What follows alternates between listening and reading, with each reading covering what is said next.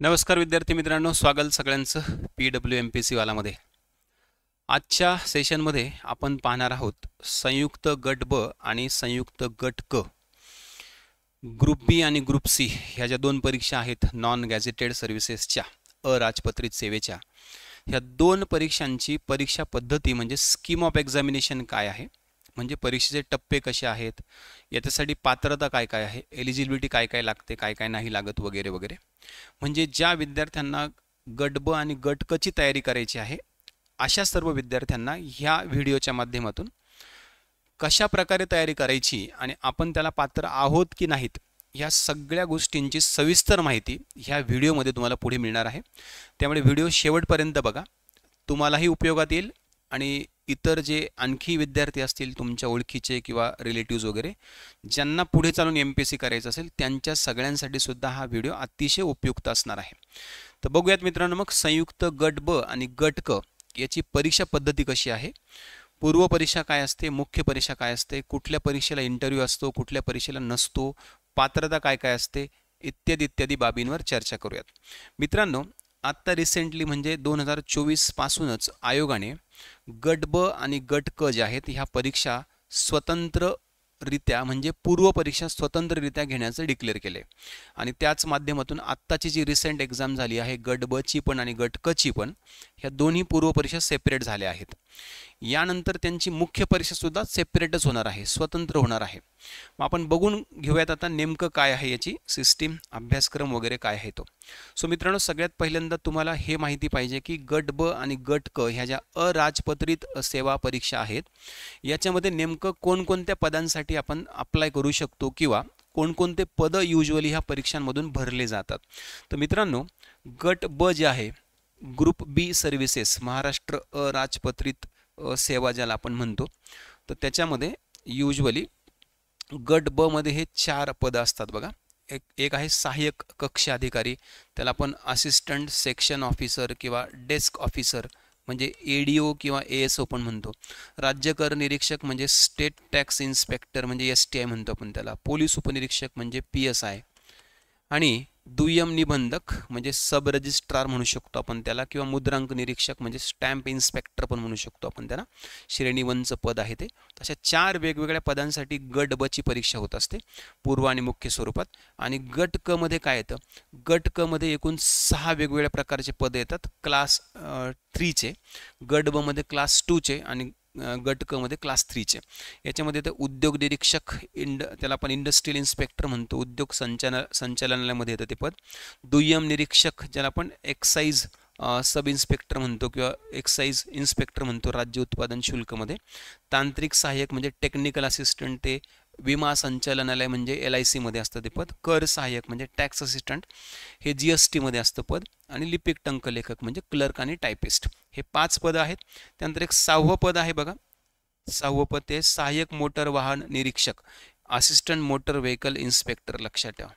So अशा 6 वेगवेगळ्या पदांसाठी गट क ची परीक्षा होते, 4 वेगवेगळ्या पदांसाठी गट ब ची परीक्षा होते। मग आपण तयारी नेमकी कशाची करायची, आपण कशाला एलिजिबल आहोत, हे सगळं आता ह्या व्हिडिओच्या माध्यमातून तुम्हाला सविस्तर समजेल। सो गट ब आणि गट क बद्दल आताच सांगून ठेवतो, ऑलमोस्ट दोन्ही परीक्षांची पद्धती, दोन्ही पदांसाठीची पद्धती जी आहे परीक्षांची ती सेम आहे, सिलेबस पण सगळा सेमच आहे। त्यामुळे तुम्ही गट ब ची तयारी केली तरी गट क त्यात कव्हर होऊन जातं, गट क ची जरी तयारी केली तरी गट ब सुद्धा कव्हर होऊन जातं। त्यामुळे ह्या दोन्ही परीक्षांसाठी खूप असा वेगळा डिफरंट अभ्यास करायची गरज नाही आहे। एकाच अभ्यासावर तुम्ही ह्या दोन्ही कॅटेगरीसाठी म्हणजे ग्रुप बी आणि ग्रुप सी साठी एलिजिबल असतात, लक्षात ठेवा। सो मित्रांनो, बघूयात मग आता परीक्षा पद्धती नेमकी काय आहे। गट ब जी परीक्षा असते, गट ब परीक्षा, ग्रुप बी चे जे एक्झाम असतात ना, त्याच्यामध्ये मग आता 4 पदं मी तुम्हाला सांगितले। त्याच्यामध्ये मग ASO जे आहे, STI जे आहे आणि दुय्यम निबंधक हे जे 3 पद आहेत ना, या 3 पदांसाठी फक्त आणि फक्त पूर्व आणि मुख्य अशा 2च परीक्षा होतात, म्हणजे 2च टप्पे आहेत। परंतु पोलीस उपनिरीक्षक म्हणजे PSI जी परीक्षा आहे ना मित्रांनो, याच्यासाठी मात्र पूर्व आणि मुख्य परीक्षा तर होतेच होते, लेखी परीक्षा पूर्व आणि मुख्य, त्याच्या व्यतिरिक्त शारीरिक चाचणी म्हणजे फिजिकल टेस्ट पण होते तुमची आणि मुलाखत पण होते। म्हणजे याचा अर्थ काय, याचा अर्थ ह्या 3 पदांसाठी 2 टप्पे आहेत, पूर्व आणि मुख्य, बस संपलं। प्री आणि मेन्स, प्री आणि मेन्स आणि हे जे पद आहे याच्यासाठी हे 3 टप्पे आहेत, लक्षात ठेवा. 3 टप्पे. 3 टप्पे म्हणण्यापेक्षा 4 टप्पे म्हणूयात आपण त्याला, कारण इथे लेखी परीक्षा प्री पण आहे आणि मेन्स पण आहे, लक्षात ठेवा. पूर्वपणे आणि मुख्यपणे, मग शारीरिक चाचणी, मग मुलाखत. ठीक आहे. गट क सेवा जी आहे, गट क सेवा ग्रुप बी सर्व्हिसेसमध्ये हे जे 3 पद आहेत, उद्योग निरीक्षक, दुय्यम निरीक्षक आणि तांत्रिक सहाय्यक, इंडस्ट्रियल इन्स्पेक्टर, एक्साइज इन्स्पेक्टर आणि टेक्निकल असिस्टंट, यांच्यासाठी फक्त आणि फक्त 2च टप्पे आहेत, प्री आणि मेन्स. ठीक आहे. कर सहाय्यक आणि लिपिक टंक लेखक जे आहेत ना, यांच्यासाठी मात्र 3 टप्पे आहेत. लेखी परीक्षा तर आहेच आहे, प्री आणि मेन्स, प्लस यांना टंकलेखन कौशल्य चाचणी पण आहे, म्हणजे स्किल टेस्ट पण आहे, स्किल टेस्ट, लक्षात ठेवा. यांना टायपिंगची टेस्ट द्यावी लागणार, म्हणजे तुम्ही टायपिंग खरंच केलेलं आहे का नाही ते. आणि सहाय्यक मोटर वाहन निरीक्षक म्हणजे असिस्टंट मोटर व्हेकल इन्स्पेक्टर जे पोस्ट आहे, त्यासाठी फक्त लेखी परीक्षा असते, फक्त रिटन एक्झाम, म्हणजे प्री आणि मेन्स फक्त, दॅट्स इट, संपलं. त्याला ना इंटरव्ह्यू आहे ना फिजिकल आहे. सो अशा प्रकारे ह्या परीक्षांचे टप्पे असतात, ते पण लक्षात घ्या, ते सुद्धा महत्त्वाचं आहे. त्यानंतर आता आपण परीक्षा योजना बघूयात मित्रांनो. गट ब आणि गट क दोघांची पण परीक्षा योजना म्हणजे स्कीम ऑफ एक्झामिनेशन सेम आहे, त्यात काहीही फरक नाही आहे, एका शब्दाचा सुद्धा फरक नाही, फक्त परीक्षा वेगवेगळ्या होतात आणि पद वेगवेगळे आहेत. बट तरीसुद्धा मी तुम्हाला ह्या व्हिडिओच्या माध्यमातून गट ब ची पण सिस्टीम सांगणार आहे, एक्झामिनेशनची, प्रीची आणि मेन्सची, आणि गट क ची पण सांगणार आहे. म्हणजे तुम्हाला लक्षात घ्यायचं आहे की दोन्ही सेमच आहे, फक्त सिस्टीम काय आहे नेमकी. सो ग्रुप बी जे आहे, नॉन गॅझेटेड सर्व्हिसेस, ही जी परीक्षा आहे युजली कॉमनली याच्यामध्ये परीक्षेचे टप्पे जसं मी तुम्हाला सांगितलं एकूण 4 आहेत. परीक्षेचे टप्पे एकूण 4 आहेत, फक्त 4चे टप्पे एकाच पोस्टसाठी आहे, बाकी 3 पोस्टसाठी 2च टप्पे आहेत, पूर्व आणि मुख्य. सो मग पूर्व परीक्षा जी असते ती 100 मार्कांची असते, 100 प्रश्न त्याच्यात विचारले जातात. मुख्य परीक्षा जी असते ती 400 मार्कांची असते, परंतु याच्यामध्ये 200 मार्कांचे 2 पेपर असतात. त्यानंतर फिजिकल टेस्ट आणि इंटरव्ह्यू जे आहे, शारीरिक चाचणी आणि मुलाखत, हे फक्त PSI साठीच असतं. शारीरिक चाचणी असते 100 गुणांसाठी, ती क्वालिफाईंग असते, त्यात 70 मार्क्स पडायला पाहिजे, आणि मुलाखत जी आहे ती 40 मार्कांची असते, लक्षात ठेवा. परंतु शारीरिक चाचणी आणि मुलाखत जे आहे हे फक्त PSI साठीच आहे, इतर पदांसाठी नाही, लक्षात ठेवा. इतर पदांसाठी फक्त तुम्हाला प्री आणि मेन्स द्यायचं आहे. मग समजून घ्या आता प्री काय आहे, मेन्स काय आहे, सिलेबस काय आहे त्याचा नेमका. सो पूर्व परीक्षा जी असते ना मित्रांनो, पूर्व परीक्षा, प्री एक्झाम जे आहे ना, प्री एक्झाम, प्रिलिम्स जे आहे, प्रिलिम्स, कंबाईन ग्रुप बी, कंबाईन ग्रुप बी म्हणजे संयुक्त गट ब ची पूर्व परीक्षा. याच्यामध्ये तुम्हाला एकच पेपर द्यावा लागतो, त्या एका पेपरला तुम्हाला 100 प्रश्न विचारले जातात आणि त्याला तुम्हाला 100 गुण असतात. ह्या 100 प्रश्नांना सोडवण्यासाठी तुमच्याकडे वेळ असतो फक्त आणि फक्त 1 तास, लक्षात ठेवा. हे सगळ्यात मोठं टास्क आहे. तुमच्याकडे फक्त 60 मिनिटं आहे, 60 मिनिटामध्ये तुम्हाला 100 प्रश्न अटेम्प्ट करायचे आहेत. हे सगळ्यात मोठं चॅलेंज आहे, लक्षात ठेवा, गट ब साठी पण आणि गट क साठी पण. म्हणजे तुम्हाला इकडे वेळेची खूप कसरत करावी लागते, म्हणजेच तुम्हाला ह्या परीक्षांसाठी प्रॅक्टिस असणं खूप गरजेचं आहे. प्रश्न वाचण्याचा सराव, उत्तर निवडण्याचा सराव, म्हणजे ह्या सगळ्या गोष्टी तुम्हाला अचूकतेने प्लस वेगाने करावे लागतात, तर ह्या एक्झाममध्ये सक्सेस मिळतो, अदरवाईज खूप डिफिकल्ट आहे मग. सो मग 1 तासाचा वेळ आहे. परीक्षा MCQज पद्धतीची असते, म्हणजे मल्टिपल चॉईस क्वेश्चन असतात, 1 प्रश्न आणि 2 त्याचे पर्याय असतात, म्हणजे 1 प्रश्न आणि त्याचे 4 पर्याय असतात. महत्त्वाचा मुद्दा म्हणजे पेपर जो आहे तो बायलिंग्युअल असतो. बायलिंग्युअल म्हणजे काय मित्रांनो, तर परीक्षेमध्ये प्रश्न जे आहेत ते वरती मराठी भाषेत आणि खाली इंग्रजी भाषेमध्ये असतात. म्हणजे ज्यांना मराठी कम्फर्टेबल असेल त्यांनी मराठीत प्रश्न वाचून उत्तर सोडवायचं, ज्यांना मराठी कम्फर्टेबल नसेल त्यांनी इंग्रजीतला प्रश्न वाचून मग त्याचं उत्तर सोडवायचं. सो मराठी आणि इंग्लिश दोन्ही पण लँग्वेज असल्यामुळे युजली विद्यार्थ्यांना पेपर काही विशेष असा वाचायला समजून घ्यायला काही डिफिकल्ट जात नाही. आता मुद्दा असा आहे, पूर्व परीक्षेला तुम्हाला जे 100 प्रश्न येणार आहेत ते 100 प्रश्न नेमके कोणकोणत्या विषयांवर येणार आहेत आणि कुठल्या विषयावर किती प्रश्न येणार आहेत, म्हणजे सिलेबस काय आहे नेमका, अभ्यासक्रम काय आहे, पूर्व परीक्षेचा अभ्यास काय करायचा नेमका. तर मित्रांनो, पूर्व परीक्षेला तुम्हाला एकूण 8 विषयांची तयारी करायची आहे, 8 विषयांचा अभ्यास करायचा आहे. 8 सब्जेक्ट्स आहेत तुम्हाला प्री एक्झामला. त्या 8 सब्जेक्टची जर तुम्ही चांगली तयारी केली तर तुमची पूर्व परीक्षा चांगली जाऊ शकते, आणि कदाचित तुमचा जर प्रयत्न खरंच प्रामाणिक असतील, अगदी जे क्रायटेरिया आहे त्याला फुलफिल करणारे असतील, तर तुमची प्रिलिम क्लिअर पण होऊ शकते, अगदी फर्स्ट अटेम्प्टमध्ये सुद्धा. म्हणजे फर्स्ट अटेम्प्टमध्ये प्रिलिम क्लिअर करणं म्हणजे काही खूप मोठं चमत्कार नाही आहे, लक्षात ठेवा. म्हणजे त्यासाठी खूपच काय अलौकिक शक्ती व्यक्ती लागते असा काही प्रकार नाही आहे, आरामशीर होऊ शकते प्री एक्झाम क्लिअर तुमची फर्स्ट अटेम्प्टमध्ये, लक्षात ठेवा, पहिल्या प्रयत्नामध्ये, कळलं. त्यामुळे फक्त अभ्यास चांगला असला पाहिजे, प्रॉपर असला पाहिजे. सो 8 विषय कोणकोणते आहेत बघा. सामान्य क्षमता चाचणी हे आपल्या पेपरचं नाव आहे. याच्यामध्ये पहिला विषय आहे इतिहास, हिस्ट्री, दुसरा आहे जॉग्राफी म्हणजे भूगोल, तिसरा विषय आहे इकॉनॉमिक्स म्हणजे अर्थशास्त्र, चौथा विषय आहे चालू घडामोडी म्हणजे करंट अफेअर्स, पाचवा विषय आहे राज्यशास्त्र म्हणजे पॉलिटिकल सायन्स, सहावा विषय आहे सामान्य विज्ञान म्हणजे जनरल सायन्स, सातवा विषय आहे अंकगणित म्हणजे ॲरिथमॅटिक, आठवा विषय आहे बुद्धिमापन चाचणी म्हणजेच त्याला आपण लॉजिकल रिझनिंग किंवा मेंटल ॲबिलिटी असं म्हणू शकतो. मेंटल ॲबिलिटी बुद्धिमापन चाचणी. ह्या 8 विषयांचा जर परफेक्ट अभ्यास केला तर आपली प्री एक्झाम आरामशीर क्लिअर होऊ शकते. आता मुद्दा असा आहे, ह्या 8 विषयांवर आपल्याला 100 प्रश्न विचारले जातात. सो आपल्याला हे पण माहिती पाहिजे की कुठल्या विषयावर किती प्रश्न येतात युजली. सो इतिहास जो आहे याच्यावर 10 प्रश्न येतात, भूगोलाचे पण 10 प्रश्न येतात, अर्थव्यवस्थाचे 15 प्रश्न येतात, चालू घडामोडीचे 15 प्रश्न येतात, राज्यशास्त्राचे 15 प्रश्न येतात, सामान्य विज्ञानाचे पण 15 प्रश्न येतात, अंकगणिताचे 10 प्रश्न आणि बुद्धिमापन चाचणीचे 10 प्रश्न. म्हणजे मित्रांनो 8 विषयांपैकी लक्षात घ्या, 8 विषयांपैकी 4 विषय असे आहेत ज्यांच्यावर 10-10 प्रश्न येतात म्हणजे 10 चोक 40 आणि 4 विषय असे आहेत ज्यांच्यावर प्रत्येकी 15-15 प्रश्न येतात, 15 चोक 60, 60 आणि 40 असे 100 प्रश्न ह्या विषयांवर येतात.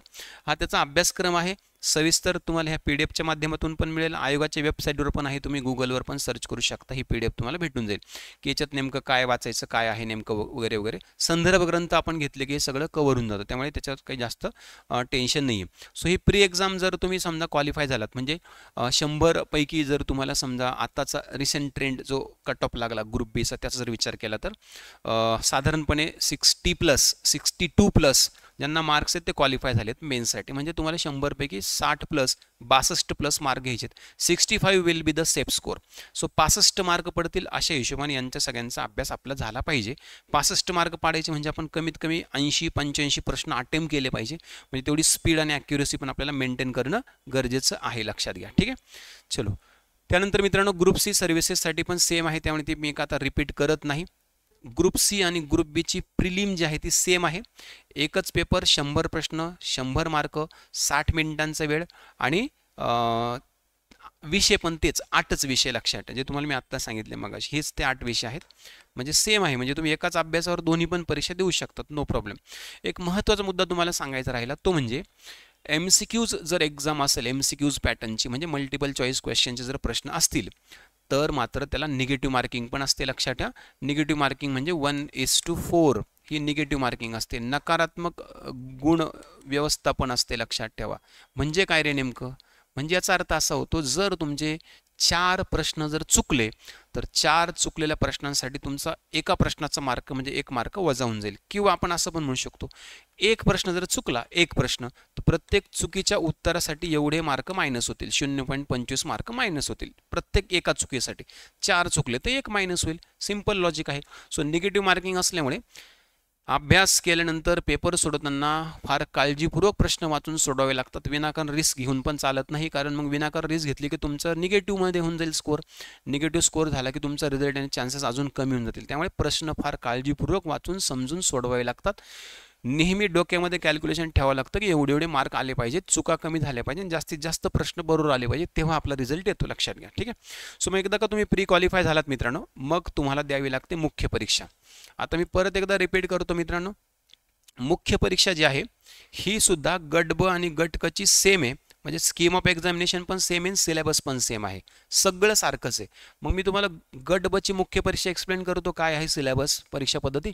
गट क ची त्याचप्रमाणे असेल, लक्षात, त्याला काही रिपीट करत नाही परत. सो मुख्य परीक्षेला तुम्हाला 2 पेपर द्यावे लागतात. 2 पेपर असतात मुख्य परीक्षेला, 2 पेपर तुम्हाला द्यावे लागतात मुख्य परीक्षेला. एकाच दिवशी होतात दोन्ही पेपर, संडेला, लक्षात ठेवा. ठीक आहे.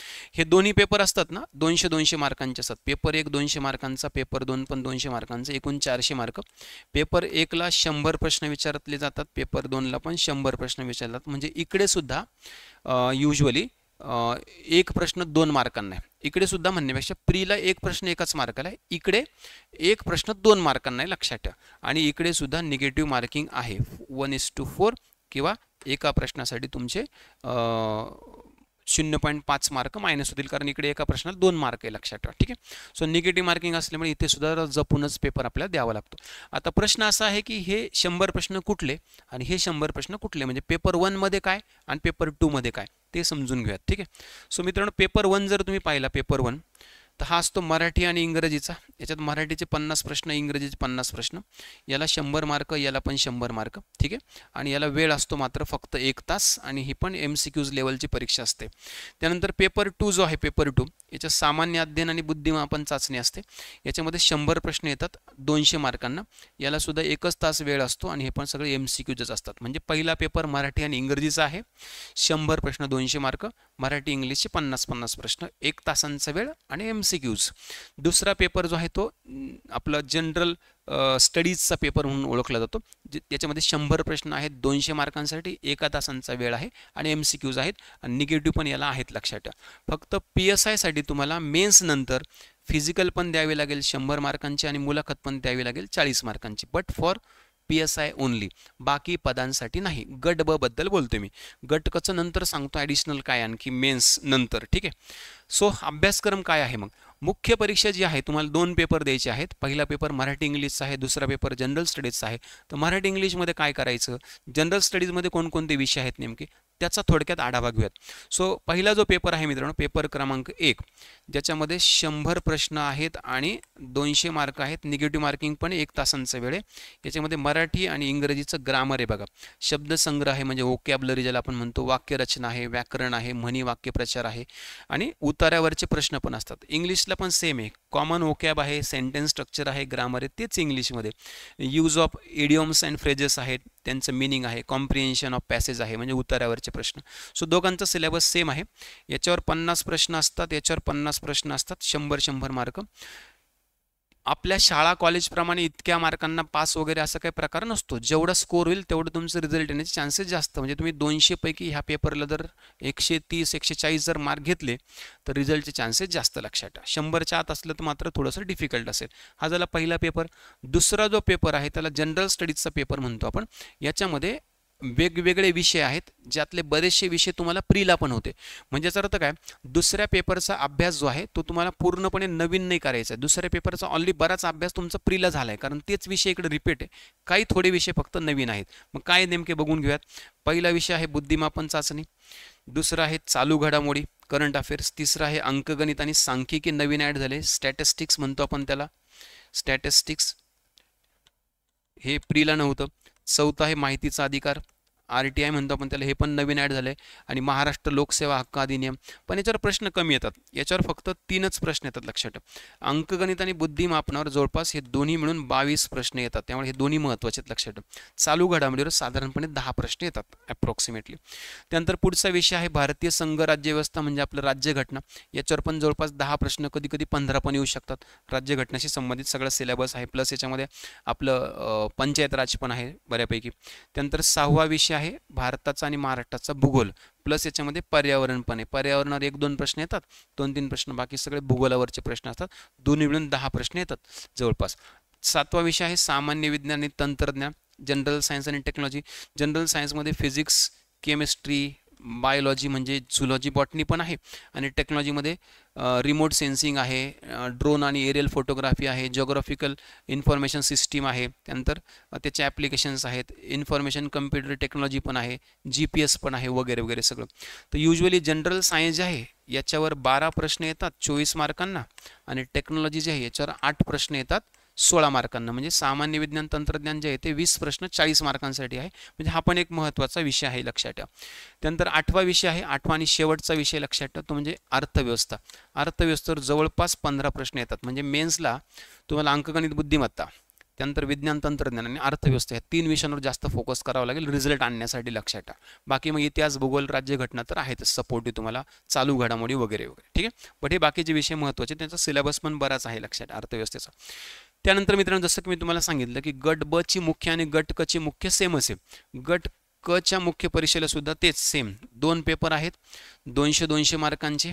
याच्यात 100 प्रश्न, याच्यात पण 100 प्रश्न आणि 400 मार्कांची एकूण मुख्य परीक्षा आणि 1-1 तासांचा वेळ आणि सेम पॅटर्न आहे, काहीच फरक नाही त्याच्यामध्ये. सेम पेपर 1 मराठी इंग्रजी 50-50 प्रश्न, 100-100 मार्क म्हणजे 200 मार्क, 1 तासांचा वेळ, MCQज लेवलची एक्झाम. पेपर 2 सामान्य अध्ययन 100 प्रश्न 200 मार्क, एका तासाचा वेळ, MCQs लेवलची परीक्षा सेम आहे. त्यामुळे याला परत रिपीट काही सांगत नाही. म्हणजे तुम्हाला हे लक्षात घ्यायचं की गट ब आणि गट क ची प्री पण सेम आहे, मेन्स पण सेम आहे, फक्त परीक्षा सेपरेट होतात. That's it. आता मुद्दा असा आहे की मुख्य परीक्षा नंतर काय, मेन्स नंतर काय, कुठल्या अशा पोस्ट आहेत ज्याच्यामध्ये मेन्स नंतर पण आपल्याला पुन्हा पुढे काहीतरी आणखी चाचणी परीक्षा द्यावी लागते सिलेक्शनसाठी. मग त्या कुठल्या एक्झाम आहेत त्या समजून घेऊ. ठीक आहे. सगळ्यात पहिल्यांदा आपण आता एलिजिबिलिटी समजून घेऊ आणि नंतर मग पुढचे टप्पे पोहेत. पात्रता काय काय आहेत. ठीक आहे.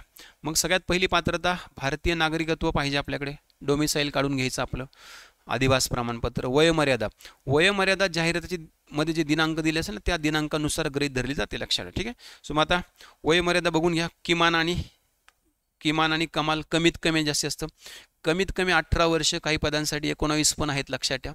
ठीक आहे. आणि मॅक्सिमम किती रे, तर मग जर अमागास म्हणजे ओपन जर असेल तर 38 आणि जर मागासवर्गीय असेल तर 43. लक्षात ठेवा. फक्त याच्यामध्ये PSI साठी जरा चेंज आहे. PSI साठी ओपनच्या कॅन्डिडेटला 31 वर्ष आणि अदर कॅटेगरीसाठी 34 वर्ष. म्हणजे साधारणपणे वयाची मर्यादा जी आहे ती PSI जर सोडलं तर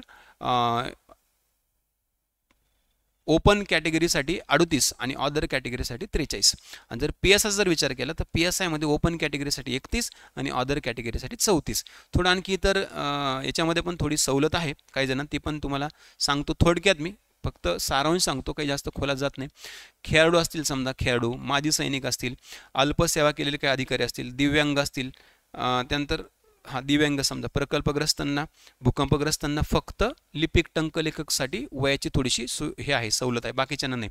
सो मग यांना थोडीशी आहे सवलत वयाची, थोडीशी 2-3 वर्ष त्यांची सर्व्हिस वगैरे पकडून असं आहे या पद्धतीने. ठीक आहे. पण आता हे ज्या त्या विद्यार्थ्यांनी हे सगळं डाउनलोड करून वाचून घेतलेलं बरं, कारण हे सगळ्यांसाठी नाही आहे, त्यामुळे मी काही ते आता सध्या एक्सप्लेन करत नाही तुम्हाला. ठीक आहे.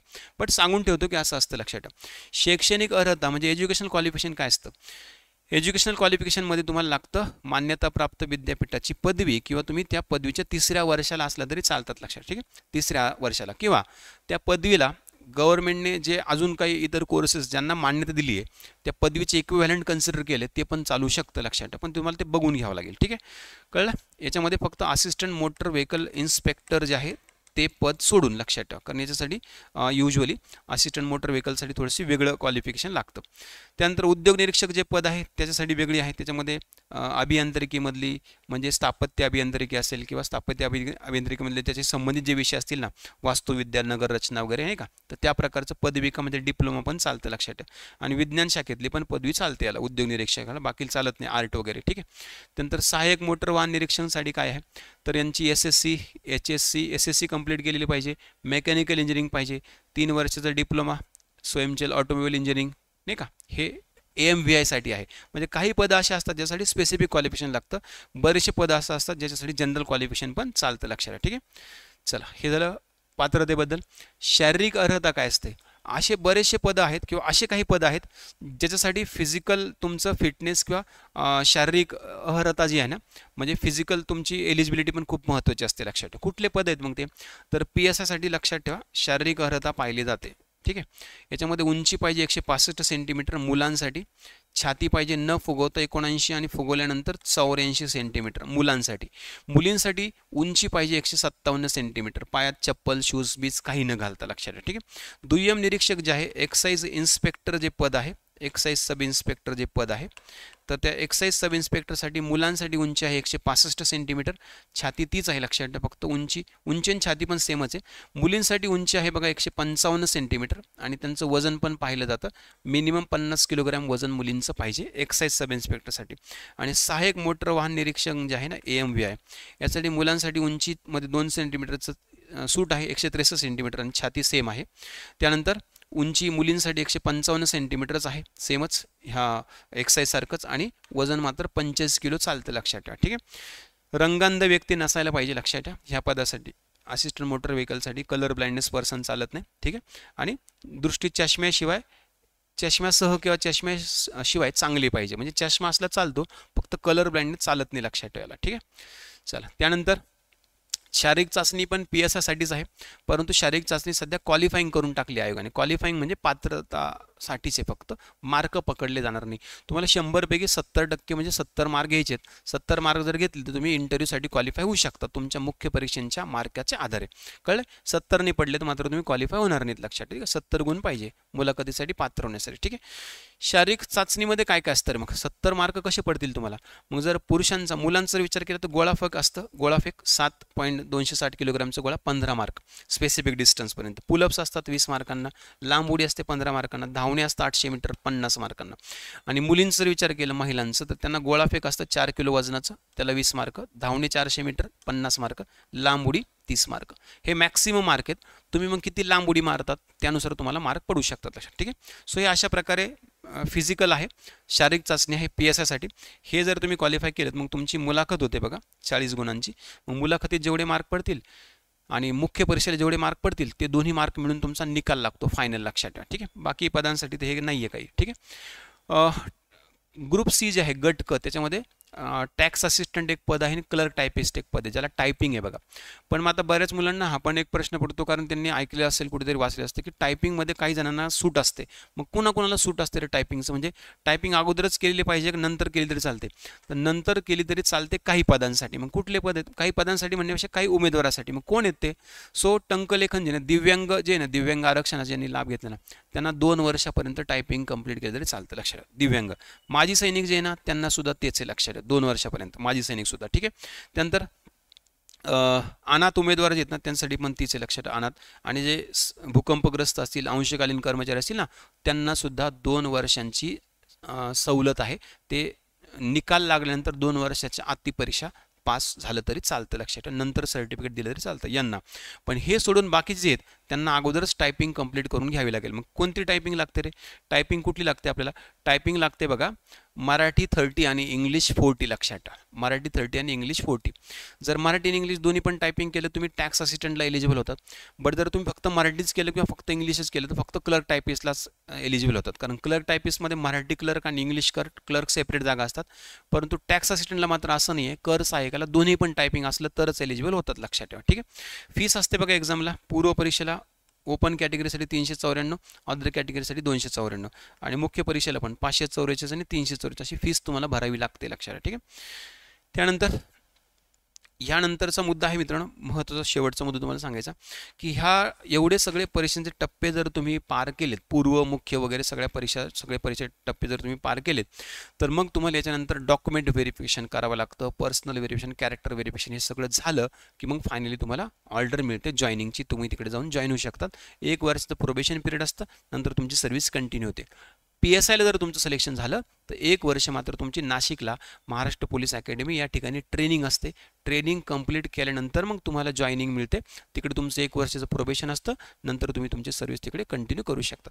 सो मित्रांनो अशा प्रकारे आपण आजच्या ह्या आपल्या व्हिडिओमध्ये आजच्या ह्या आपल्या सेशनमध्ये संयुक्त गट ब आणि संयुक्त गट क ग्रुप B आणि ग्रुप C ह्याच्या 2 परीक्षा आहेत येणाऱ्या 2025 मधल्या 26 मधल्या. ज्यांना ज्यांना तयारी करायची असेल ह्या सगळ्या परीक्षांची तर ह्या परीक्षांची पद्धती म्हणजे स्कीम ऑफ एक्झामिनेशन काय असते, प्री एक्झाम कशी होते, मेन्स कशी होते, कुठल्या परीक्षा अशा आहेत ज्याच्यामध्ये मेन्स नंतर फिजिकल असतं, इंटरव्ह्यू असतं, कुठल्या एक्झामला टायपिंग लागते, कुठल्या एक्झामला नाही लागत, वयाची अट काय असते, क्वालिफिकेशनची अट काय असते, या सर्व गोष्टींची इत्थंभूत माहिती मी तुम्हाला ह्या आजच्या व्हिडिओच्या माध्यमातून इकडे दिलेली आहे.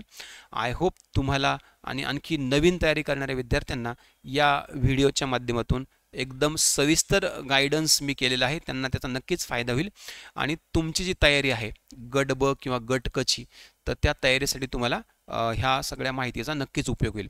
ज्यांना गट क मध्ये किंवा मग आपण असं पण म्हणू शकतो ज्यांना स्वतःच्या नोकरीचे चान्सेस जास्तीत जास्त वाढवायचे आहेत है ना, कुठली ना कुठली नोकरी पटकन भेटली पाहिजे. सो त्या हिशोबाने मग आपण आपल्या थोड्याशा ऑपॉर्च्युनिटीज वाढवण्यासाठी आपण थोडंसं ॲडिशनल क्वालिफिकेशन पण ॲड करणं गरजेचं आहे. जसं की ज्यांना नोकरी पाहिजे लवकरात लवकर कुठली पण तर टायपिंग करून घ्या. सगळ्यात पहिल्यांदा मराठी 30 टायपिंग कंप्लीट करा आणि इंग्लिश 40 टायपिंग कंप्लीट करा. फक्त मी जे सांगितलेले आत्ता उमेदवार त्यांना सूट आहे फक्त. लक्षात ठेवा माजी सैनिक, दिव्यांग, अनाथ वगैरे. बाकीच्यांनी करून टाका टायपिंग म्हणजे तुमचे ते क्लर्क टायपिस्टचे त्यानंतर टॅक्स असिस्टंटमध्ये तुमचं सिलेक्शन होण्याचे चान्सेस म्हणजे तुम्ही त्याला एलिजिबल व्हाल. लक्षात ठेवा जेवढी तुमची एलिजिबिलिटी वेगवेगळ्या पोस्टसाठी जास्त असेल ना मित्रांनो तेवढं तुमचं सिलेक्शन होणे चान्सेस जास्त. जेवढी एलिजिबिलिटी तुमची कमी असेल, तुम्ही PSIला हाईटमध्येच बसत नाही आहेत, लक्षात ठेवा, वयामध्येच बसत नाही, म्हणजे तुमचं ते एक ऑप्शन गेलं. तुम्ही टायपिंग पण नाही केली, तुमचं ते पण ऑप्शन गेलं. सो मग आपण जास्तीत जास्त पदांसाठी एलिजिबल कसं होऊ हे आपण पाहायला पाहिजे. सो त्या हिशोबाने तयारी करा. हे सगळं समजून घ्या. याच्यानंतर मग तयारीला लागा. त्याच्यानंतर मग पुढचा टप्पा असतो की मग संदर्भ ग्रंथ, पुस्तक वगैरे कुठले वाचायचे, काय वाचायचे, याचा सविस्तर व्हिडिओ मी ऑलरेडी याच्या अगोदर घेतलेला आहे, तो तुम्ही आपल्या ह्या यूट्यूब चॅनलला बघू शकतात. तर मग सगळ्यांना माझ्याकडून गट ब गट क ची तयारी करणाऱ्या विद्यार्थ्यांना खूप खूप शुभेच्छा. हा व्हिडिओ बघून नक्कीच तुम्हाला तुमच्या तयारीला एक चांगली दिशा मिळेल, चांगली गती मिळेल. सगळ्यांना अभ्यासासाठी खूप खूप शुभेच्छा. धन्यवाद. थँक्यू व्हेरी मच आणि जय हिंद.